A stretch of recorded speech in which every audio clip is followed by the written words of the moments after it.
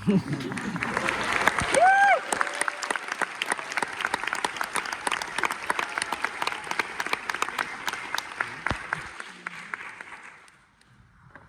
I'm Alan Siegel from The Ringer. I cover pop culture for the site. And I would like to introduce the crew behind Documentary Now. First, we have editor Micah Gardner.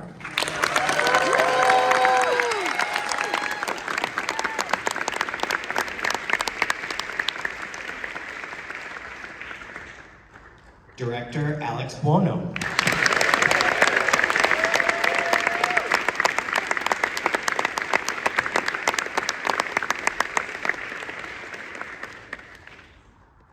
Director and co-creator Rhys Thomas.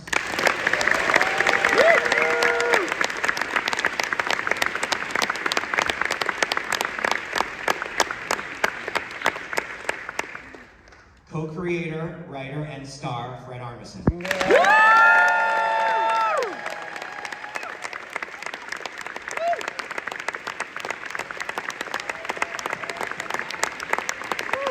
And finally, co-creator, star, and writer Bill Hader.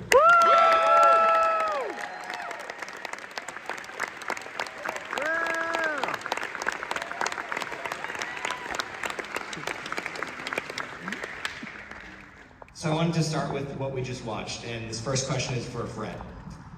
Yes. So take me to the moment when you saw Bill in that spectacular wig for the first time, and what was that like? Well, anytime that Bill puts on any wig or costume, he transforms into that person. And with this character, he was completely that person, which is like a combo of sort of aggressive Midwest and also laid back. And you know, 70s. But it was also like, the picture in my head also is like with Bill smiling, like that big smile that's like so 70s. It's like a 70s smile.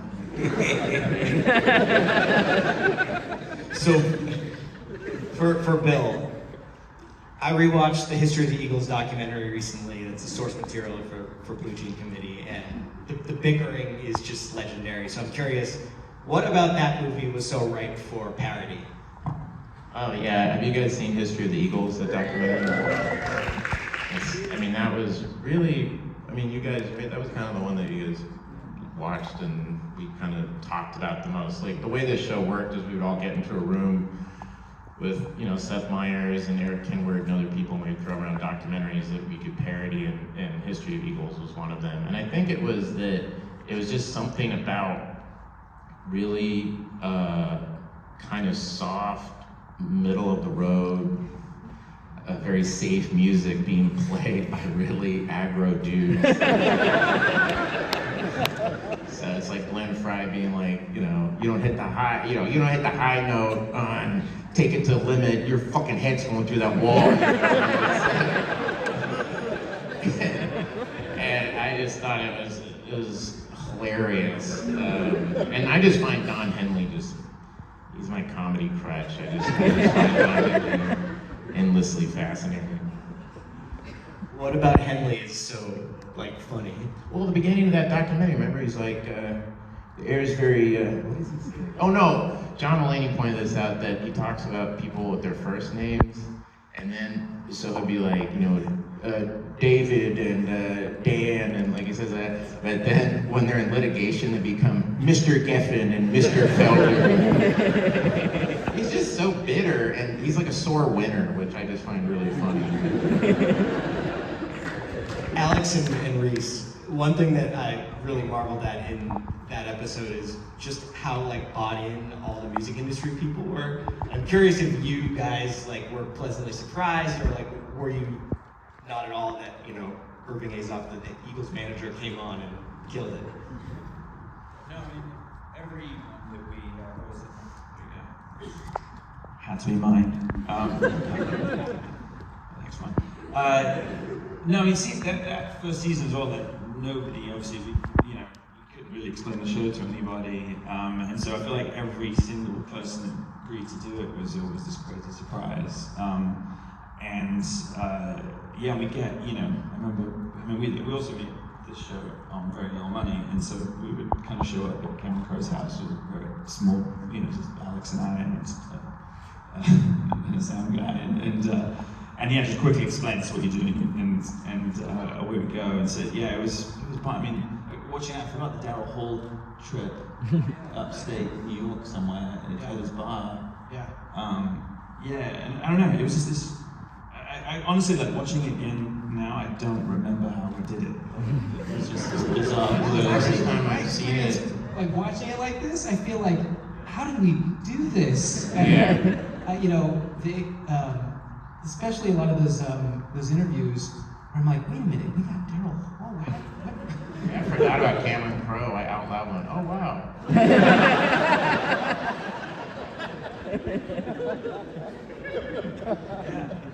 Michael McDonald as well. Oh, I forgot about Michael McDonald.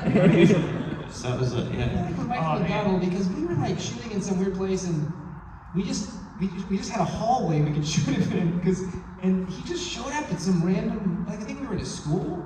No, it wasn't. It was Where were we? it was a crappy warehouse downtown. It wasn't nice. Michael McDonald showed up to do this one shot by himself. Do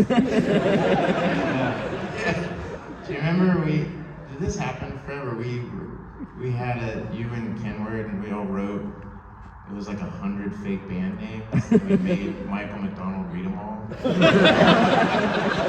wasn't there for that. Do you remember that?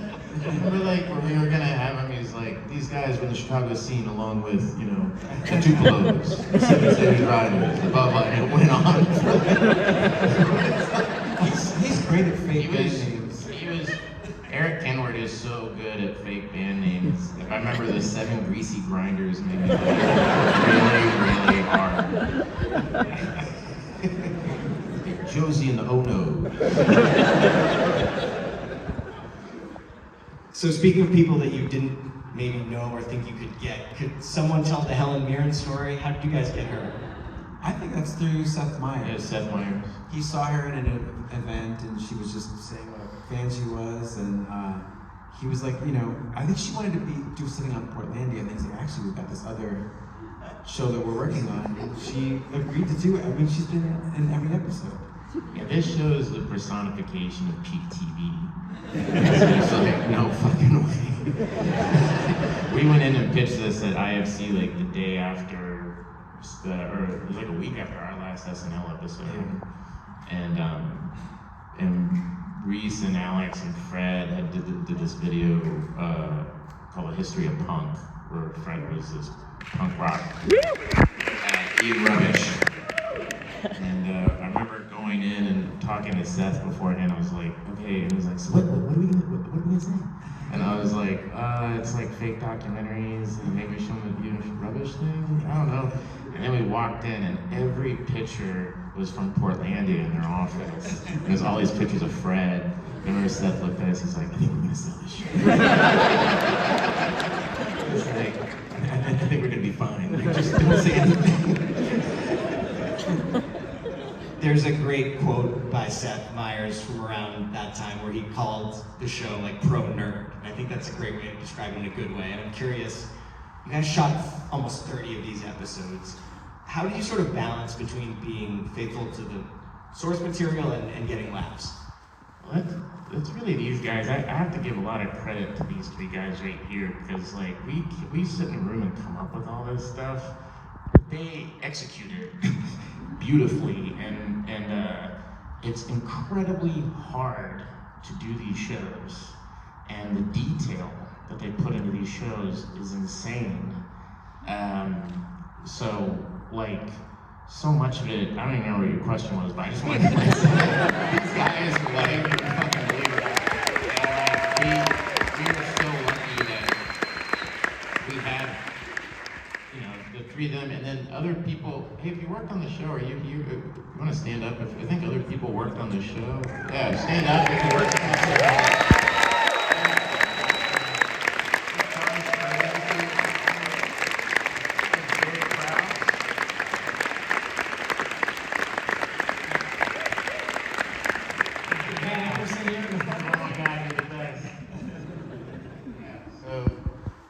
So I worked that in, all right, so good.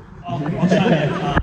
So I'm one of the editors, just one of like 4 or 5 editors we've had, and one of the Sandy Passage was edited by Adam Epstein, who's an amazing editor. I hope he's here. And he also co-edited Blue Jean Committee. But these guys from the beginning, Rhys and Alex, coming from like a sketch background, they were like, we're not sketch people, we're like film people.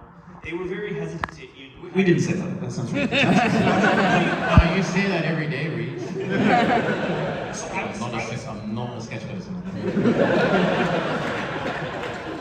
Absolutely not. Hello, this is Rhys. Leave a message, and again, not a sketch person. That's the vibe I got from it. And I thought it was great though because like it elevated post folks to like be super detail oriented and not like our first cuts were probably the least funny just because they were really leaning into the filmmaking and like really watching these references like over and over and over. And then I think there was always a period during the post process when we needed to like loosen it up and let like Fred and Bill, their performances breathe a little. So like in Blue Jean Committee, there's so many little moments where like we just linger on Bill's face for a little longer, or Fred's like just doing something kind of random. And I feel like other shows wouldn't have really like let us do because it wasn't that like snappy. Would you say that was an accurate? I also just want to draw attention to and again, this is sending it back this way, but again, watching the performances of all those episodes of these guys, that's where the balance comes, because there's obviously both of them are the funniest people I know in the world, and they can do the comedy, but everything's grounded. There's all those moments and done with such sincerity that's kind of why it works ultimately. You've got that to go to. Yeah, I mean, the first thing that we ever shot was the Sandy Passage. And that was such looking back on it, and I barely remember doing it, but like, what a weird swing that was. The very first thing we shot was me doing that flag dance. And the crew is like, what the fuck is this? And I can kind of see it in my performance that I'm like, this crew is like, what are you shooting? Like, bring in the possum. Oh yeah, the guy, remember the animal people? All those animals with this trainer that was really intense, and I gotta say, Rhys and Alex were so patient with this fucking guy. With the raccoon, remember, he's like, anytime you saw an animal, this dude was right there, like in your eye line, like, can't touch the cats, don't touch the cats, and like, it was just so intense. So I wanted to ask about Grey Gardens because we're at a documentary film festival and I think people know Grey Gardens, but I assume there's a reason you chose that as your first movie to parody. I'm curious, when you saw that, for anyone, like, when you saw Grey Gardens for the first time, what was your impression? That was actually, Grey Gardens was, I think, where we figured out what the show was. We got together to figure out the show. We got in a writer's room, and I remember at the beginning, we were just throwing out all sorts of ideas that we'd just be making great documentaries from scratch. And so I think it was Seth that brought up Grey Gardens, and everybody started riffing on that, and it was in that discussion that I felt like we started honing in on what if we take really specific documentaries and remake them. It was kind of looking at like, oh, this neat, if you, like, I remember thinking like, oh yeah, if you're flipping through the channels, when you had channels, when you flip through the channels, and you go across it and someone goes, oh, this is Grey Gardens, wait, why is Fred Armisen in this? Like, it needed to feel that real.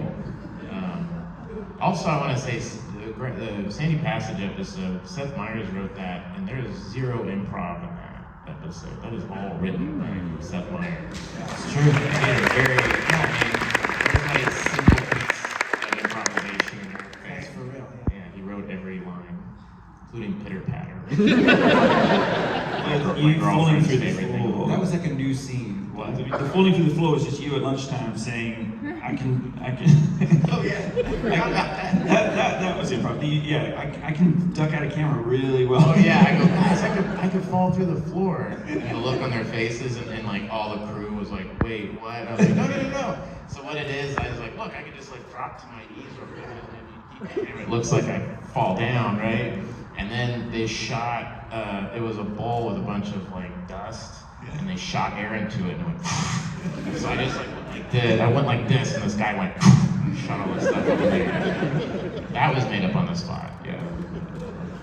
So I rewatched Grey Gardens in anticipation of this, and I became really obsessed with the two Edith's accents. They're completely inscrutable, and I'm curious for Bill and Fred, like, what was it like trying to embody these women? We try not to mimic those accents because they're just too difficult. So we had our own version of what the accent that would be northeastern, but not those specific. Not those specific ones. Actually, I was also remembering when I had the first scene where I come out and I'm playing the sweatpants on my head and everything. That was over by USC where we shot it. I remember there was like a ton of, like if the camera just went like that, you would have seen a ton of college students. Just sitting there like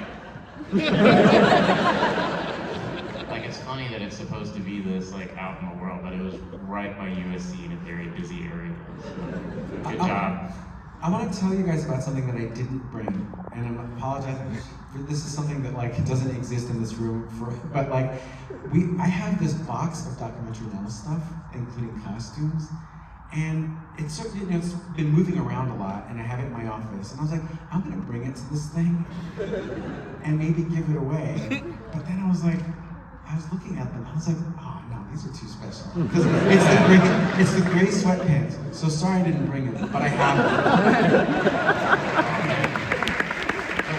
On this show, they would have like really weird things happen. Like the thing I had in my office was we did a Thin Blue Line parody called August Alive. And there was the sketch artist, right? So these guys go and hired a sketch artist, like a courtroom sketch artist, and said, oh, so this is a parody of Thin Blue Line. And it was the actual sketch artist from the case. He was like, oh, I did that case. So it's the actual, so it's Fred drawn being attacked by this lawyer. Actual, I told Errol Morris that and he went, stop.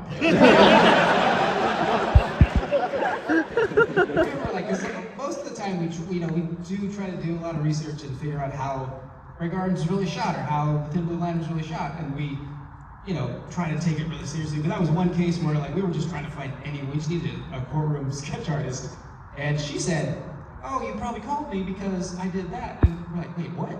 Yeah. So I once wrote about Walk Hard, which is a fake music biopic, and I remember John C. Reilly saying that he really felt like he was Bob Dylan, like at one point in the movie. And I'm curious, were there moments when you guys thought that did you feel like you were channeling these filmmakers or subjects like from these documentaries, these classic documentaries? No, I think I don't think so. That'd be weird. Well, you got really into character as the Eskimo, I remember. Yes.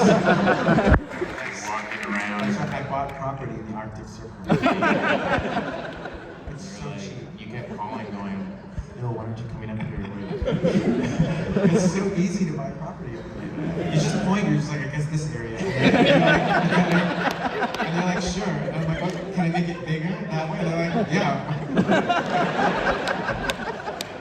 I want to say, watching Blue Jean King, and that's the first time I've seen either of these since I wrote you guys sent me a cut, and I was like, that's great. I've not seen these since then. And I remember watching it when we're in Gentle and Soft, when we're singing Gentle and Soft, and when Fred was going doing that easy.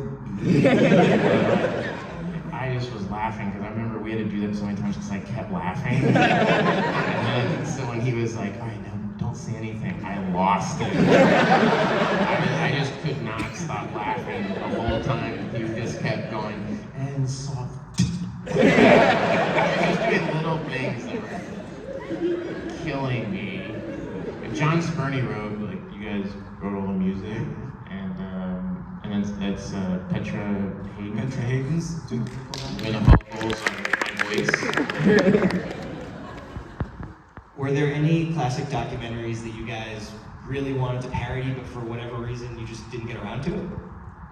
I always wanted to do Frederick Weissman one, but it was just too. We wanted to do high school. I really wanted to do high school. That was one that we were trying to figure out for a while. Anybody else have any suggestions? No, if we did, Oh, maybe it's. No, there you go. There it is. What were some other ones we wanted to do? I feel like we almost were gonna try the staircase. Yeah, the staircase. Oh, remember the staircase one where it was the animatic of what he thought happened, where like a bird comes through the fence and then he falls down, and like it was this really funny animatic. the wolf was going to take the bird. Oh yeah, Wolf came in and took the bird. Yeah, but Was there any?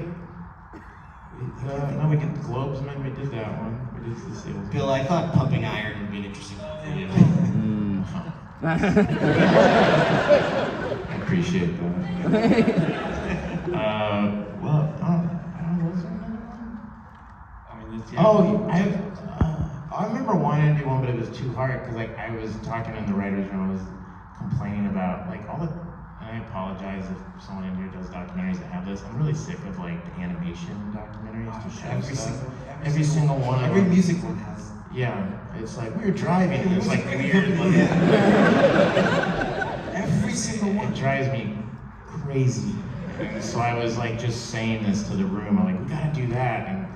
And just from SNL, like if you pitch something and no one looks you in the eye, you should stop. And I remember I had pitched it like 3 more times until Seth just turned You me. pitched the idea of the animation. Yeah, it was like like the whole thing was like a really serious documentary, but it had goofy men. Like if we played it totally serious. Like it was really, really, really brutal documentary. But it kept being like and we, that is how we survive our families being split apart, and it's like really. and Seth just went. He just looked at me like, "Chicken." we're also going to do it, just a totally straight Princess Diana documentary as well. Yeah. That's the best. We thought it was a great idea. Artists I laughed in the room. The ideal one is we do like a Princess Diana documentary, but really simple. Really simple, just day to day, like where she traveled and stuff. All the talking heads were saying like really basic shit. Like, Really basic. So like that when she you was watch the it, you're people's like, what princess. is this? There's no meat to it. It's just Zero information. zero information.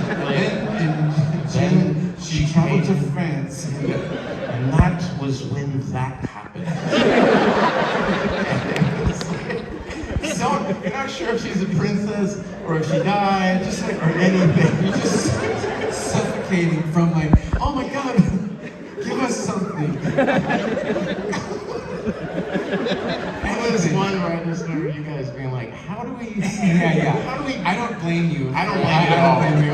It's too hard. Even now, I can tell everyone's like, I don't know. That's This was such a great audience because you remember when we played it for the first time, the Sandy Passage in New York, and it was like the premiere of it, and it played kind of in silence because people were like, and D.A. Pennebaker was there, and I was sitting behind D.A. Penn, did not laugh, did not move. And if you want to find on YouTube, then we had to do a Q&A with this guy from the Atlantic, and we were so rude to him because we felt like it bombed, and then he was really you're great. He was. Do you remember that? I'm I think Lauren was sitting there. uncomfortably between you. Yeah. Oh God. Yeah. Yeah. That guy was horrible. So to me, it seems like documentaries over the last 10 years. What's up? So over the last 10 or 12 years, it sort of seemed like documentaries have become more mainstream. And I'm curious if you guys made this show now, with all the true crime stuff coming out, like how would it differ now than it did when you started? I mean, I feel like our more recent season is now-ish. A little bit. Yeah. I mean. How many years ago is that? 2 years ago? 3 already? Shit. I just can't believe it said 2015. We both started laughing. We were like, oh my god, 2015. Jesus Christ. All I remember, honestly, when we were doing Sandy Passage was Rhys and Alex telling us to stop doing that Obama bit. It's horrible. We were just talking like President Obama came to LA, all the things he would go see. It was him at the base of the Capitol Records building giving a speech. I want to go on the big hot dog. I went to Amoeba Records. I went to Amoeba Records. Going down to Venice Beach. Where in the 60s a man taught us that if we work hard, we can break on through to the other side. The Doors did not have a bassist, but they made do with keyboards playing the bass parts of Bossa Nova music. And they were like, shut the If it's funny now, that's okay, but they're trying to work. It And was after really a few annoying. hours of it, I don't think we were even laughing. I think it was just No, we were out of just, us. it was like, it was a compulsion, and then we would stop, and then Eric Kenward would come in with a joke, and they would go, and Rhys would go, shut up, stop! Questlove got a book deal. Oh, yeah. I went to Largo. Went to Largo? Remember, he goes, went to the set of Two Broke Girls. And he got to run background.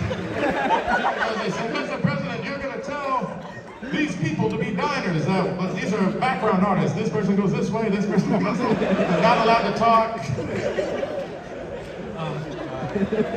Went to the set of Two Broke Girls.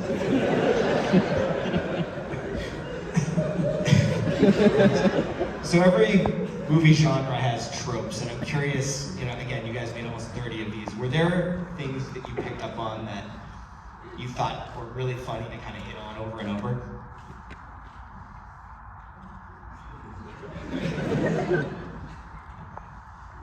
Well, it was fun watching old documentaries because there's just not nearly as much music. Because now when you watch a documentary, everything's like wall to wall. So that's what we did with our Vice episode. It was, all music. Yeah, but it was just kind of great to look back at old Hazel Brothers movies. These are still the best. So before we go, I wanted to go around the room here, and I don't know, do you guys have favorite moments from the show from the last 10 years? You covered so much, but I would love to hear if you guys had specific things.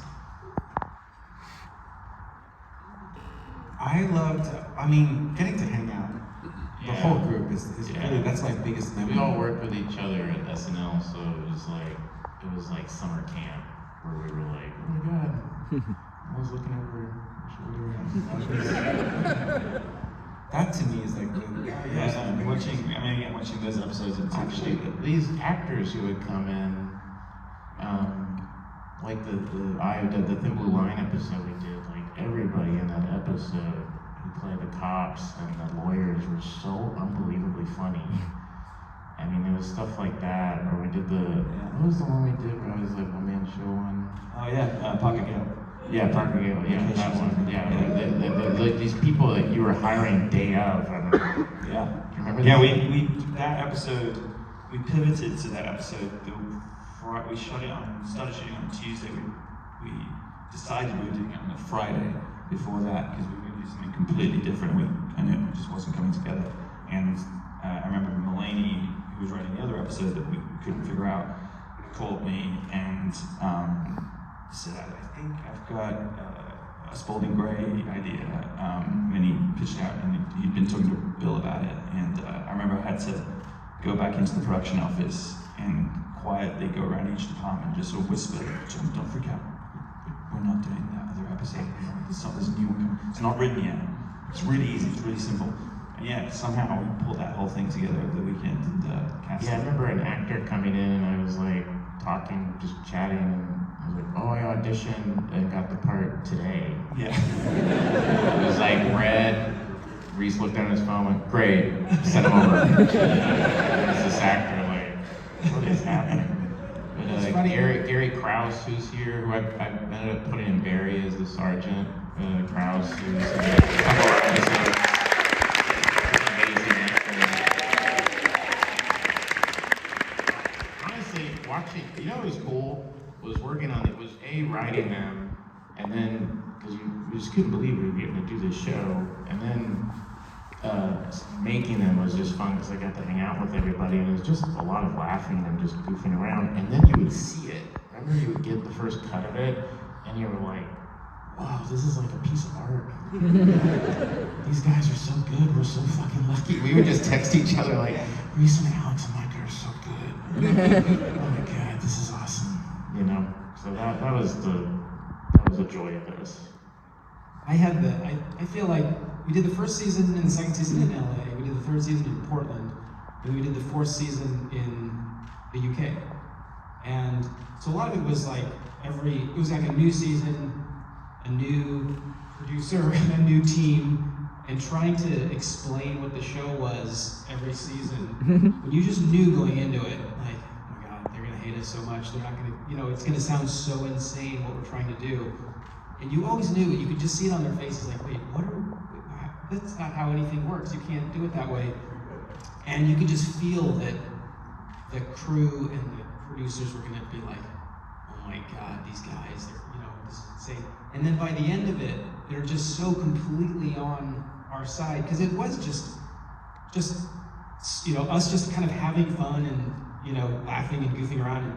And it's funny, because yeah, this was 10 years ago, and it's like, we had all just come out of SNL, where, you know, there was a similar atmosphere, but then getting to this show, you know, I feel like, I'll speak for myself, you know, there was always this feeling like, oh God, we don't have any money, and we don't have any time, and this is so hard to do, and you know, and then 10 years go by, and we've all had our own experiences doing things that are bigger, and there's more money, and you can build the set to do it, you know, there's time, you know, and I'm always talking to Rhys about like, how's that show, it's like, God, I wish we were on fucking documentary now again. It's just such a joy to make it. Yeah, I mean, as you were saying that to when we went to Iceland in season 1, because that was a big fight as well, because you didn't do that with a small company show at IFC, the idea of going out of the States. And that was, to me, when we pitched the show, when that, you know, that was the exciting thing. It was like, oh, we could shoot a documentary, a small crew, we can go to the location. Nobody does that in comedy. Like, that's what felt really exciting, was to, you know, that authenticity. I remember we went to Iceland, and we had like 5 days of prep or something for like 2 hours. It was bonkers. And we did the Canuck the Hunter dog on a glacier, but then we had this Al Capone festival, which was Fred wrote the idea. And It's such a Fred idea too. It's like yeah, quintessential Fred. He's like, I want to do something Al Capone Festival. And we're like, put it on the board. Yeah, man. It was amazing. and there we were, and yeah, it was super weird, and we had no money again. We were like right on the edge of things, and the whole episode was supposed to end in this festival, and we couldn't afford extras. We couldn't afford to hire people, so we just went on local radio in Reykjavik and the paper or whatever, and yeah, just prayed. And on the last day, and it rained the entire time we'd been there, and on the last day I remember opening the curtains in the hotel, just sort of praying, and it was sunshine. And we went down into the square in the central Reykjavik, and there were like 200 people there. And they were dressed, we'd asked if they could come, it was an Al Capone thing. And it was so nuts. They stayed with us all day, we did a parade. They acted, and we worked. Yeah, and that was the very last day of shooting of the season. It really was pretty special. Remember coming up with the name? Remember that? We wanted to be documentary now, and no one liked it. That's right. So much discussion. Yeah, Lauren called. I remember Lauren called. Do we want to call Lauren? Where he was like, really? And then the one that they wanted was, I remember, In the Vault. Yeah. Or From the Vault. Yes. And it was just dead silence. Who wanted that? I think IFC did. Yeah. We were like, no, documentary now. With an exclamation. With the exclamation point. I remember we kept going, there's an exclamation point at the end of it. Like, documentary now! Like, and we were really... And that was was one of those, I kind of learned something from Rhys, because I was like really flipping out about it. I'm like, it has to be documentary now. I don't want to do it. And Rhys going, no, Bill, we're just going to call it documentary now. We're just going to put it on everything, and they'll give up. And they did. He just kept moving forward. He's like, we're just going to call it documentary now. Don't worry. Just you relax. I think that's a great place to wrap up. One more round of applause.